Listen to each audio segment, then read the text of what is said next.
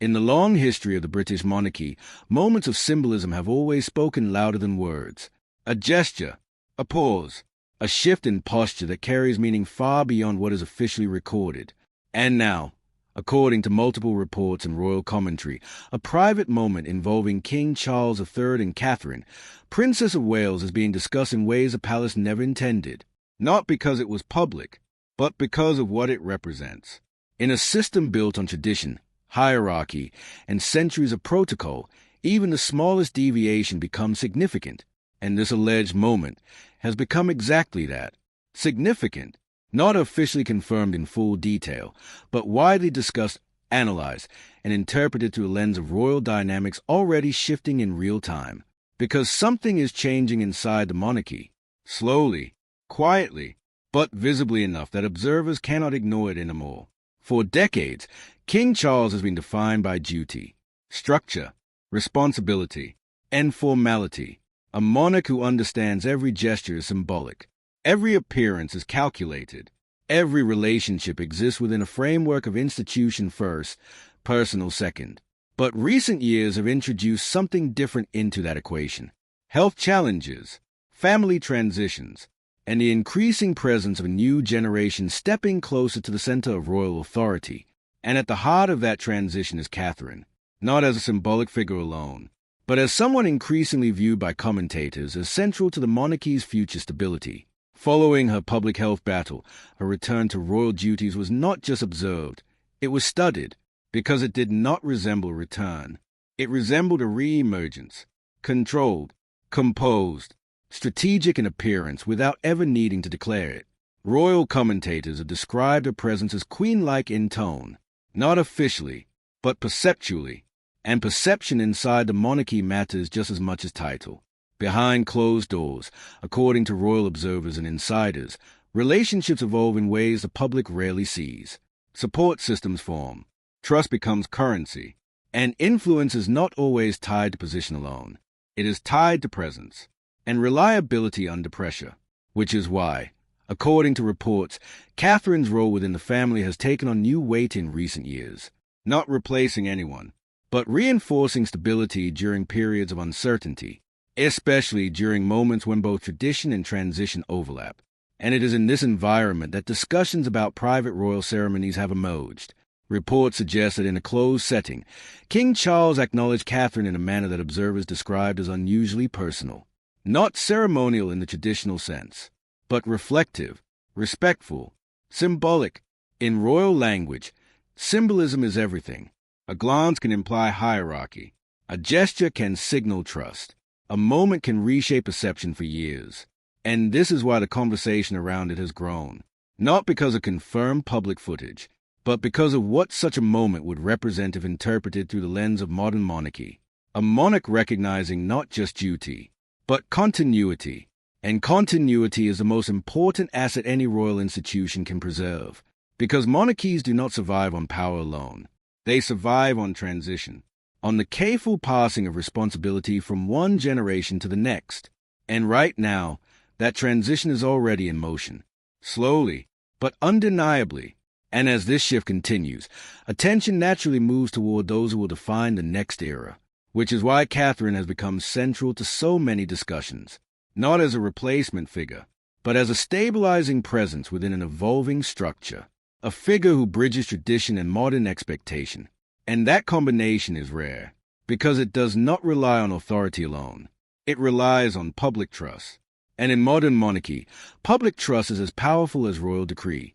What makes this moment even more compelling is that it does not exist in isolation. It sits on top of a series of events that, when viewed together, begin to form a larger picture of transition inside the monarchy. A picture that is not officially declared, but increasingly discussed by royal commentators, biographers, and observers who follow the institution closely. Because in any monarchy, power does not shift suddenly. It shifts gradually, through roles, through appearances, through trust built over time, and through moments that may seem small individually, but become meaningful when connected. Following her return to public life after health challenges, Catherine, Princess of Wales, has been observed taking on an increasingly visible role in royal engagements, not in opposition to tradition, but in alignment with it. present at key ceremonies, positioned closer to senior members of the family, and consistently receiving public attention that reflects not just popularity, but stability. Royal commentators have noted that this kind of visibility is not accidental. It reflects structure, and structure inside the monarchy is always deliberate. Meanwhile, King Charles III continues to navigate a period defined by both responsibility and personal challenge. A reign that began with the weight of expectation, now balanced with the realities of time, health, and long-term institutional planning. In that context, relationships within the royal family naturally evolve, not as dramatic shifts, but as gradual realignments of trust and responsibility. Insiders and royal analysts suggest that what we are seeing is not a confrontation between individuals, but a redistribution of roles within the monarchy's future framework. And Catherine's position within that framework continues to draw attention, because she represents something rare in modern royal dynamics: consistency, public connection, and an ability to maintain composure under constant scrutiny. These are qualities that do not replace hierarchy, but strengthen it, and that is why her presence in key royal moments is increasingly viewed as significant, not as symbolic decoration, but as functional continuity. Behind palace walls, according to royal observers, this evolving dynamic has not gone unnoticed. Any shift in visibility, attention, or proximity within royal events is interpreted carefully, because every position at a ceremony, every seating arrangement, every inclusion in key appearances is part of a language the monarchy has used for centuries, a language built on symbolism rather than statements. And within that language, proximity matters, visibility matters, recognition matters, which is why even private or semi-private ceremonial moments become subject to discussion when they involve senior figures of the monarchy, not because they are publicly confirmed in detail, but because they are interpreted through a system that relies heavily on tradition and observation. As this evolution continues, royal analysts often point to a broader theme. The monarchy is not static. It adapts, slowly, carefully, within boundaries defined by history. And each generation brings its own balance between tradition and modern perception. That balance is now being tested in real time, because public expectations have changed. Visibility is greater than ever, and the personal lives of royal figures are now subject to global interpretation within seconds. In this environment, even subtle gestures carry amplified meaning. A photograph, a seating position, a shared appearance at an event, each becomes part of a wider narrative constructed not just by official communication, but by global audiences interpreting symbolism through modern lenses. And that is where much of the current speculation originates, not from official statements, but from observation, from comparison, from the natural human tendency to find meaning in structure, especially when that structure is one of the oldest institutions in the world. At the same time, the monarchy continues to emphasize stability, continuity of duty, and the importance of unified representation, because regardless of internal dynamics, the external message must remain consistent: strength, unity, and responsibility. And yet, within that consistency, subtle evolution continues. The presence of Catherine at key events, her growing visibility alongside senior royals, and her increasing role in public-facing duties all contribute to perception that the monarchy is preparing for its next phase, not abruptly, but deliberately, step by step. And this gradual progression is what gives the current moment its weight, because transitions in royal history are rarely defined by one event. They are defined by accumulation, a series of moments that, when viewed together, reveal direction, and direction is what audiences are beginning to recognize, whether officially acknowledged or not. As discussions continue, one thing becomes increasingly clear. The monarchy is entering a period where perception and structure are aligning more closely than ever before, where public visibility and internal responsibility intersect, and where certain figures naturally emerge as central to that balance, not through declaration, but through repetition of presence, consistency of role, and the ability to remain steady within constant public attention. And in that environment, every moment gains meaning. Every appearance becomes part of a larger narrative, and every symbolic gesture is analyzed not for its surface value, but for what it might represent in the long arc of royal evolution. And so the story continues, not with confirmation, not with finality, but with observation. Because within the monarchy, nothing truly concludes in a single moment. It unfolds, quietly, continuously, and often in ways only understood fully in hindsight. And as this chapter develops further, the only certainty is that attention will not fade, it will increase, because the future of the monarchy is no longer a distant concept. It is already taking shape, in real time, behind the scenes, and just beyond full public view. And as this unfolding chapter continues, something important becomes clearer with every passing event. This is no longer just about individuals within the royal family. It is about perception of continuity, about how an institution more than 1,000 years old adapts to a world that no longer views authority the same way it once did. Because in the past, monarchy was understood through distance, through formality, through silence. But today, it is interpreted through visibility, through presence, through connection. And that shift changes everything. It changes how moments are received. It changes how gestures are interpreted. And it changes how influence is measured inside an institution built on tradition. Within this evolving landscape, Catherine, Princess of Wales, has increasingly been positioned at the intersection of tradition and modern expectation, not by replacing existing structures, but by reinforcing them in a way that resonates with a new generation of public attention. Her public appearances are no longer viewed as isolated engagements. They are seen as part of a broader continuity of image and responsibility. And that perception carries weight, because in a monarchy, perception is not secondary to reality. It is part of it.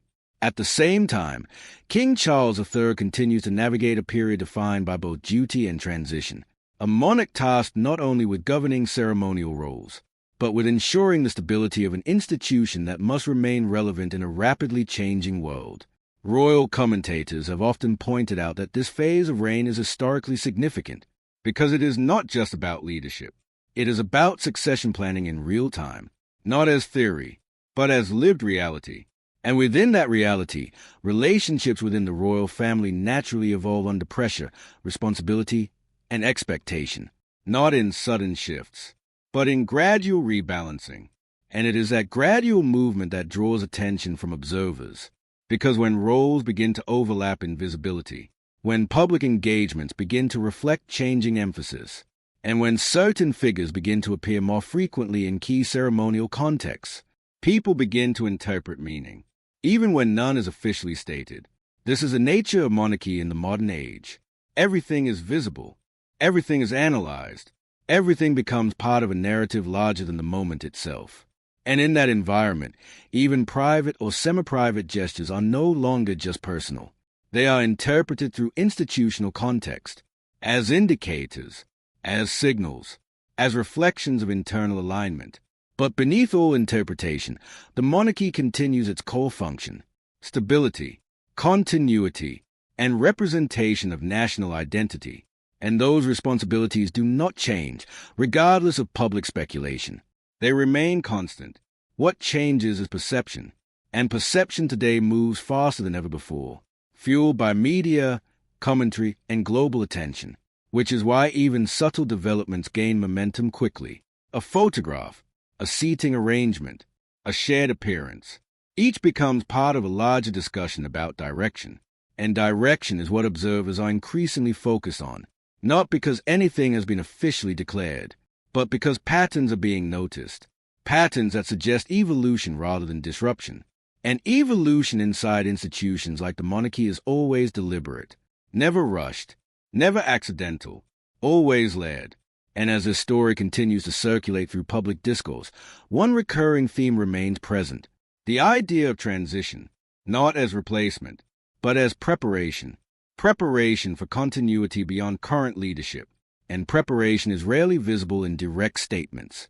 It is visible in structure, in responsibility distribution, in gradual elevation of roles, and in the steady integration of key figures into increasingly central positions. That is why discussions surrounding Catherine's presence at major events continue to gain attention, because it is not viewed in isolation. It is viewed as part of a longer trajectory, a trajectory that aligns with historical patterns of royal transition, where future roles are shaped long before they are formally acknowledged. And that is what makes this moment so widely discussed.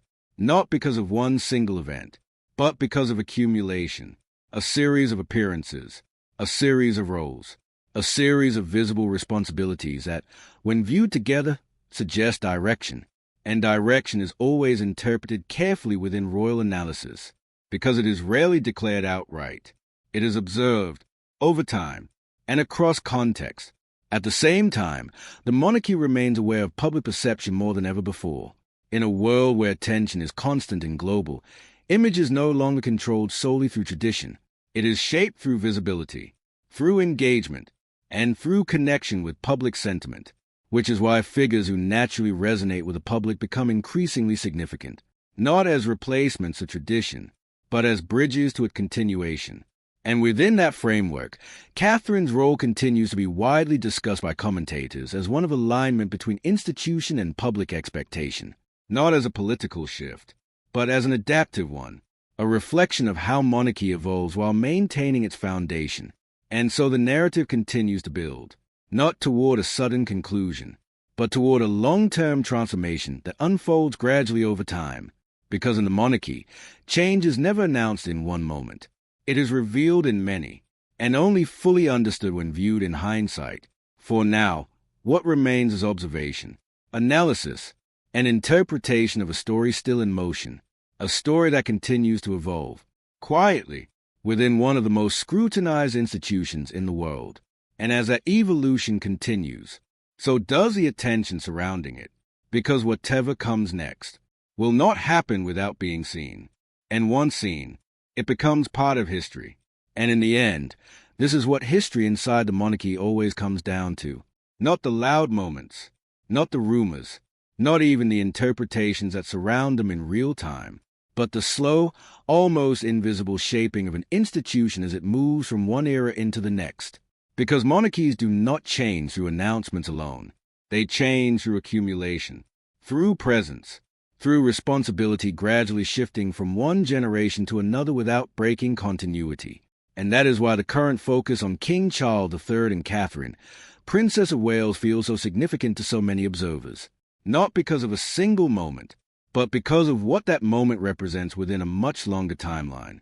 A timeline built on centuries of tradition, where every gesture is remembered, every role is studied, and every transition becomes part of the institution's identity. What we are witnessing is not a sudden shift in power. It is a gradual reshaping of perception, one that unfolds through duty, visibility, and trust. And in that process, the monarchy continues to do what it has always done: adapt, endure, and redefine itself for the world it exists in, without ever announcing the exact moment change truly happened. Because in royal history, that moment is never marked. It is only recognized afterward, when everything is already settled into place, and the story has already become part of history.